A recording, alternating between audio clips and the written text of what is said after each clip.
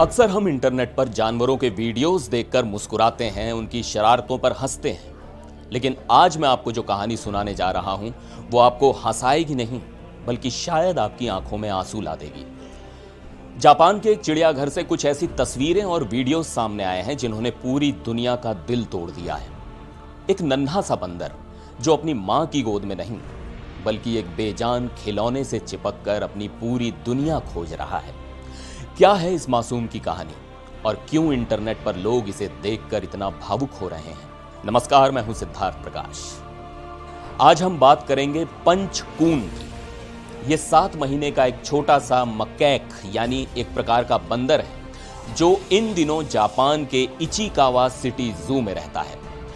पंचकून कोई साधारण बंदर नहीं है जो अपनी उछल कूद या करतबों के लिए मशहूर हुआ हो। वो मशहूर हुआ है अपने अकेलेपन और एक ओरंगुटैन के खिलौने के प्रति अपने अटूट प्यार के लिए। पंचकून की कहानी सोशल मीडिया पर तब वायरल हुई जब लोगों ने उसे एक स्टफ्ड टॉय यानी रुई से भरे हुए एक नकली ओरंगुटैन को कसकर पकड़े हुए देखा। वो सिर्फ उसके साथ खेलता नहीं है, वो उसे सीने से लगाकर सोता है, उसे घसीटते हुए अपने बाड़े में इधर उधर ले जाता है, और जब उसे डर लगता है या कोई दूसरा बंदर उसे धक्का देता है तो वो ढाल की तरह उस खिलौने के पीछे छिप जाता है। सोशल मीडिया प्लेटफॉर्म एक्स और इंस्टाग्राम पर जब ये तस्वीरें आई तो लोगों का रिएक्शन देखने लायक था। किसी ने लिखा कि इसे खिलौने को घसीटते हुए देखना क्यूट तो है, लेकिन साथ ही ये बेहद दुखद भी है। तो किसी ने कहा कि जब भी मैं पंचकून को देखता हूं मेरा दिल बैठ जाता है। लोग सिर्फ वीडियो ही नहीं देख रहे, वो उस नन्ही सी जान का दर्द महसूस कर रहे हैं। अब सवाल यह है कि आखिर पंचकून को इस खिलौने की इतनी लत क्यों लगी? इसकी वजह काफी भावुक कर देने वाली है। पंचकून का जन्म जुलाई 2025 में हुआ था, लेकिन कुदरत का खेल देखिए, जन्म के कुछ समय बाद उसकी मां ने उसे त्याग दिया। हम सब जानते हैं कि जानवरों के बच्चों के लिए, खासकर बंदरों के लिए, अपनी मां से चिपके रहना सिर्फ प्यार नहीं बल्कि एक जरूरत है। मां का स्पर्श उन्हें गर्मी देता है, सुरक्षा का एहसास कराता है और उन्हें इमोशनली स्टेबल रखता है। लेकिन पंचकून को यह नसीब नहीं हुआ। उसे शुरू से ही जू के कर्मचारियों ने पाला। उसकी इसी घबराहट और अकेलेपन को दूर करने के लिए कीपर्स ने उसे कुछ कंबल और कुछ सॉफ्ट टॉयज दिए। उन खिलौनों में से एक ओरंगुटैन वाला स्टफ्ड टॉय पंच को इतना पसंद आया कि उसने उसे ही अपनी मां, अपना दोस्त और अपनी दुनिया मान लिया। वो उसे ऐसे पकड़कर लेटता है जैसे वो दुनिया की सबसे सुरक्षित जगह हो। और सोशल मीडिया की ताकत देखिए, जैसे ही पंच के वीडियो वायरल हुए, जापान के उस चिड़ियाघर में लोगों की भीड़ उमड़ पड़ी। लोग सिर्फ उस नन्हे बंदर और उसके खिलौने को अपनी आंखों से देखने के लिए लंबी लाइनों में लगने लगे। 15 फरवरी को चिड़ियाघर प्रशासन को बाकायदा एक बयान जारी करना पड़ा।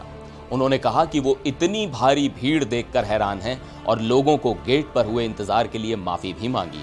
ये भीड़ किसी तमाशे को देखने नहीं आई थी, बल्कि एक साझा हमदर्दी, एक शेयर्ड टेंडरनेस को महसूस करने आई थी। लेकिन क्या पंच हमेशा उस खिलौने के सहारे ही रहेगा? अच्छी खबर यह है कि अब धीरे धीरे हालात बदल रहे हैं। जनवरी के बीच में चिड़ियाघर के कर्मचारियों ने पंच को दूसरे बंदरों के ग्रुप में शामिल करना शुरू किया। शुरुआत बहुत मुश्किल थी। दूसरे बंदर उसे धक्का देते, उसे इग्नोर करते और पंच डर कर वापस अपने खिलौने के पास भाग आता। लेकिन 6 फरवरी को एक बहुत ही सुखद अपडेट आया। जू ने बताया कि पंच अब धीरे धीरे दूसरे बंदरों के साथ घुल मिल रहा है।